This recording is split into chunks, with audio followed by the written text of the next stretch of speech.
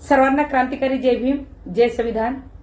जिकडे तिकडे आता उपवर्गीकरण करण्याचं चालू आहे, उपवर्गीकरण झालं पाहिजे आणि या चक्करमध्ये भावाभावामध्ये भांडण सुरू झालं मातंग समाजामध्ये आणि बौद्ध समाजामध्ये। मातंग समाजाचे काही नेते असो की बौद्ध समाजाचे काही नेते असो, हरामखोर मनुवादी सरकारापासून आतमधून पाकिटं घेतात आणि ते जसं सांगतात असं समाजामध्ये भांडण लावून देतात। म्हणजे भावाभावाच्या विरोधात भावाभावाला उभं करतात नुसतं आपली भाकर भाजण्यासाठी। जर तुम्हाला महाराष्ट्रामध्ये उपवर्गीकरण करायचं असेल तर सर्वप्रथम आकडा बघावा लागेल, कोण्या समाजाचा किती आकडा आहे।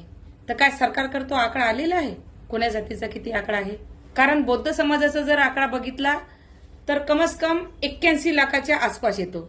मातंग समाजाचा जर आकडा बघितला तर कमस कम 25 लाखाच्या आसपास येतो।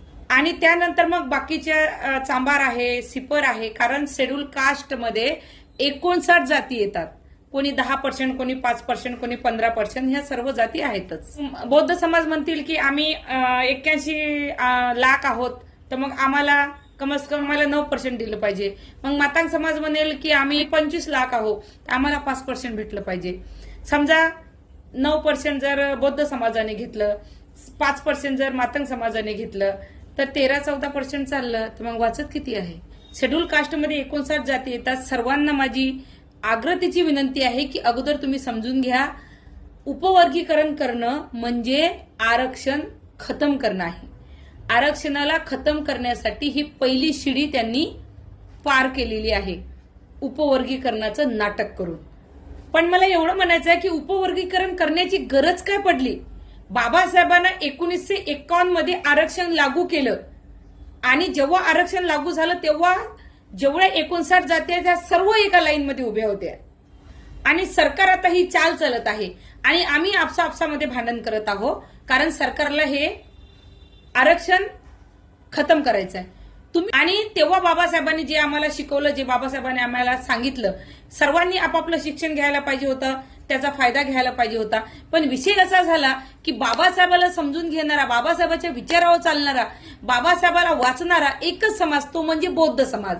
बाबासाहेबाला ज्यांनी समजलं ते शिकले, जे शिकले ते नोकरीला लागले, जे शिकले त्यांनी त्याचा फायदा घेतला। आता बाबासाहेब आज तुम्हाला माहिती होत आहे, कारण आजपर्यंत लोकांना हेच माहिती नव्हतं की संविधानाचे फायदे काय।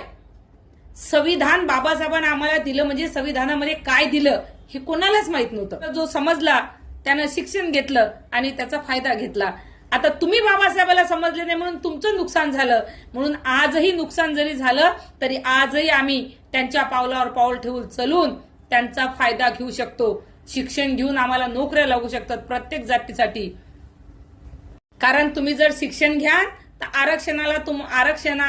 आरक्षणाचा तुम्हाला पुरेपूर फायदा घेता येईल। जर तुम्ही शिक्षणच नाही घेतलं, जर बाबासाहेबाला तुम्ही फॉलो नाही केलं, आतापर्यंत कोण फॉलो केलं बाबासाहेबाला? फक्त बौद्ध समाजानं केलं। फक्त सगळ्यांना वाचत होतं, सगळ्यांना वाटत होतं शेड्यूल कास्टमध्ये 59 जाती येतात, 59 जातीला असं वाटत होतं की बाबासाहेब फक्त बौद्धांचा आहे, बाबासाहेबांनी फक्त बौद्ध लोकांसाठी केलं। कारण बाबासाहेब वाचलाच नाही, संविधान कधी समजलेच नाही, म्हणून आता तो दिवस बघायला मिळत आहे। तरी आजही जो बाबासाहेबाला समजेल तो कधीच मागे राहू शकत नाही। बाबासाहेबांनी 1951 मध्ये जेव्हा आम्हाला आरक्षण दिलं तेव्हा 59 जाती एका लाईन मध्ये होत्या, पण बाबासाहेबाला समजले नाही। जे बाबासाहेबाला समजले ते पुढे निघून गेले आणि आज तुम्ही म्हणता की आमचं आरक्षण पूर्ण बौद्धांनी खाल्लं। आणि विचार करा तुम्ही आज महाराष्ट्राचं बजेट किती आहे? 6,50,000 करोड़। फिर भी आपको 80 से 90 करोड़ सिर्फ शेड्यूल कास्ट को देना है। सरकार दे कितनी रही? 1,23,000 करोड़। आपने कितना काटा हमारा? आपने हमारा काटा 60,000 करोड़। बाकीच्या जाती म्हणतात की आमचं उत्थान नाही झालं, आमचा फायदा नाही झाला। सर्व आरक्षण बौद्ध समाजाने खाल्लं, आरक्षण बौद्धांनी खाल्लं, आमचा फायदा नाही झाला। तुमचा फायदा नाही झाला सरकारमुळे, तुमचं नुकसान केलं सरकारने आणि तुमचं नुकसान केलं सरकारने।